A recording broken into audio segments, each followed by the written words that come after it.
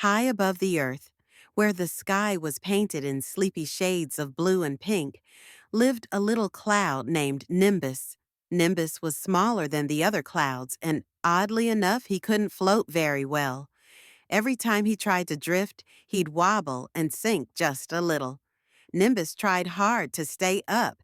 He held his breath, puffed up his middle, even practiced with the wind.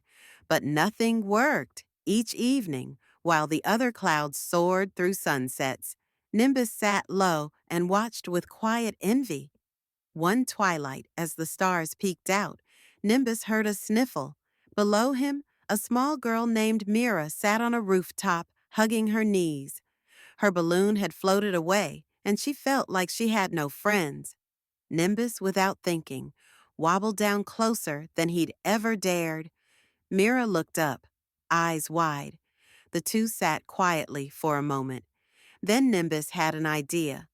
He lowered himself just enough for Mira to climb aboard, and together they wobbled into the sky. They didn't fly fast or high like the other clouds, but they glided. Slow, peaceful, perfect. They watched the stars shimmer, shared stories, and laughed into the moonlight. When Mira finally returned to bed, she smiled in her sleep. Well, he didn't care if he floated right anymore.